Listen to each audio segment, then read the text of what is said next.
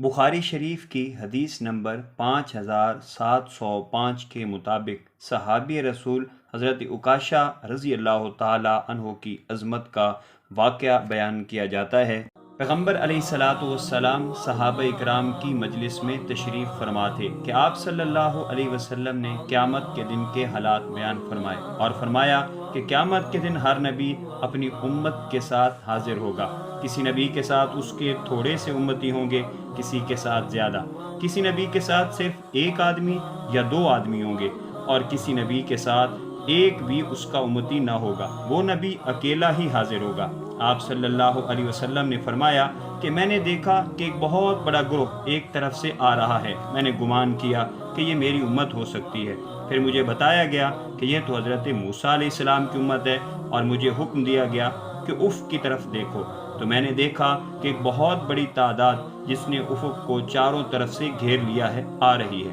اور مجھے بتایا گیا یہ آپ صلی اللہ علیہ وسلم کی امت ہے، اور ان میں 70,000 ایسے لوگ ہیں جو بغیر حساب و کتاب اور عذاب کے جنت میں جائیں گے۔ حضرت عبداللہ بن عباس رضی اللہ تعالیٰ عنہ فرماتے ہیں کہ پیغمبر علیہ الصلاۃ والسلام تو اتنی بات فرما کر کہیں تشریف لے گئے، مگر صحابہ اکرام بیٹھے سوچتے رہے کہ یہ 70,000 لوگ کون ہو سکتے ہیں۔ بعض نے کہا ہو سکتا ہے یہ آپ کے صحابہ اکرام کا گروہ ہو، بعض کہنے لگے کہ ہو سکتا ہے کہ یہ وہ لوگ ہوں جو حالت اسلام میں ہی پیدا ہوئے اور قطعی طور پر شرک سے بچے رہے۔ صحابہ اکرام یہی بات سوچ رہے تھے کہ پیغمبر علیہ الصلاۃ والسلام تشریف لے آئے اور فرمایا کہ تم کس چیز کے بارے میں غور کر رہے ہو؟ صحابہ اکرام نے بتایا کہ ہم تو ان لوگوں کے بارے میں سوچ رہے ہیں جو بغیر حساب و عذاب کے جنت میں داخل کیے جائیں گے۔ آپ صلی اللہ علیہ وسلم نے ارشاد فرمایا کہ یہ وہ لوگ ہوں گے جو نہ خود جھاڑ پھونک کرتے ہیں اور نہ کسی سے کراتے ہیں اور نہ بدشگونی لیتے ہیں، اور صرف اپنے رب پر بھروسہ رکھتے ہیں۔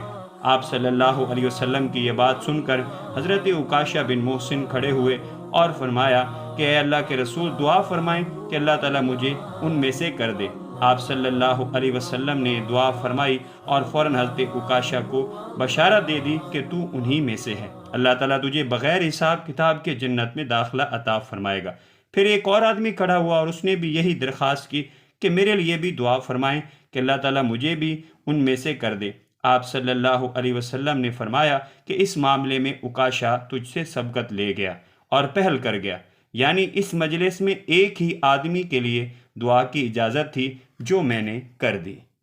اگر ویڈیو اچھی لگی ہے تو اس ویڈیو کو شیئر ضرور کریں، ہو سکتا ہے ایک شیئر سے یہ بات کسی کے دل میں اتر جائے۔